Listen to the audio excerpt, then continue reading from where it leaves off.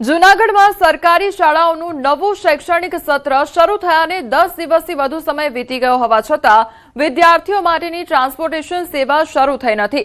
પરિણામે વાલીઓને રોજિંદા કામ ધંધામાંથી સમય કાઢીને બાળકોને શાળાએ મૂકવા લાવવા માટે જવું પડી રહ્યું છે, જ્યારે કેટલાક વિદ્યાર્થીઓ જીવના જોખમે પગપાળા શાળાએ જવા મજબૂર બન્યા છે।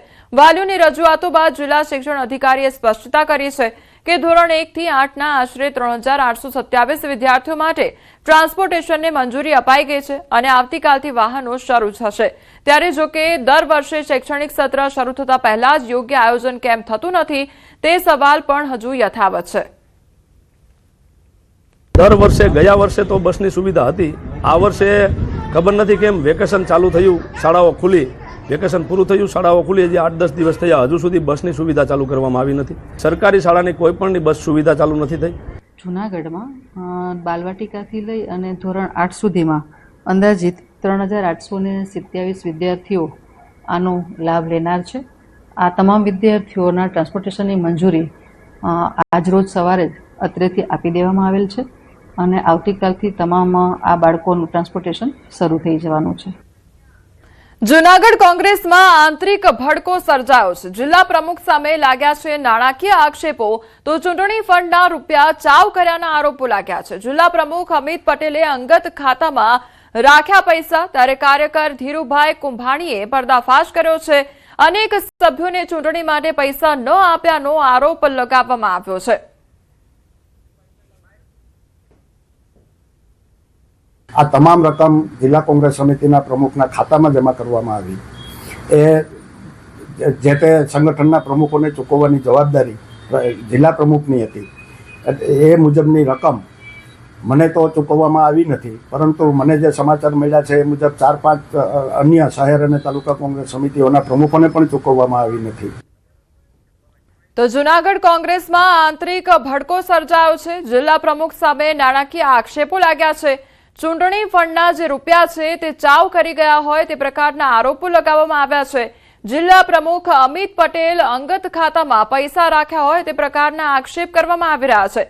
કાર્યકર ધીરુભાઈ કુંભાણી દ્વારા આ પર્દાફાશ કરવામાં આવ્યો છે, તો અનેક સભ્યોને ચૂંટણી માટે પૈસા ન આપ્યાનો આરોપ પણ લગાવવામાં આવ્યો છે। પૈસા પોતે ખાતામાં રાખી લીધા હોય તે પ્રકારના આક્ષેપો કરવામાં આવ્યા છે અને પર્દાફાશ કરવામાં આવ્યો છે।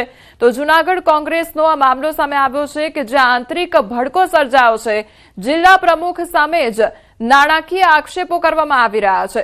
તો ચૂંટણી ફંડના જે પણ રૂપિયા હતા તે ચાવ કરી ગયા હોય તે પ્રકારના આક્ષેપો કરવામાં આવી રહ્યા છે।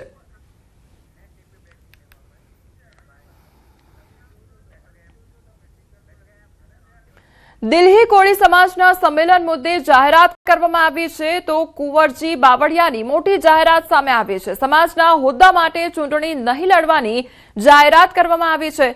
સર્વાનુમતે વરણી થાય તો સંગઠનમાં રહેવાની જાહેરાત કરવામાં આવી છે। આગામી 6 મહિનામાં નવા હોદ્દેદારોની નિયુક્તિ કરવામાં આવશે।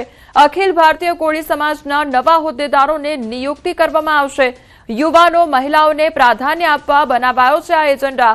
અખિલ ભારતીય કોળી સમાજના સંગઠનને મજબૂત બનાવવા નવા આયોજન, તમામ રાજ્યોમાં શિક્ષણ વ્યવસ્થા મજબૂત કરવા પર ભાર મૂકવામાં આવ્યો છે। તો આગામી 3 મહિનામાં નવા સભ્યો જોડવા માટે ઓનલાઈન પોર્ટલ પણ શરૂ કરવામાં આવશે।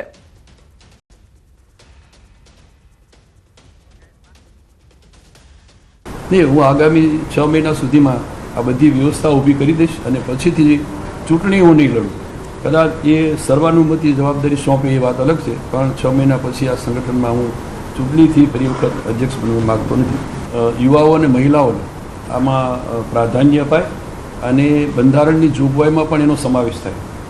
આગામી દિવસમાં રાજ્ય કક્ષાએ દરેક રાજ્યોમાં, પ્રદેશોમાં શિક્ષણ અંગેની અલગથી સુવિધાઓ પણ ઊભી કરવી અને એની સાથે જે કે સામાજિક સમસ્યાઓ છે એ સમસ્યાઓને યોગ્ય જગ્યાએ જે તે લગત રાજ્ય અથવા તો રાષ્ટ્ર કક્ષાએ રજૂઆત થાય, યોગ્ય એનો નિકાલ થાય।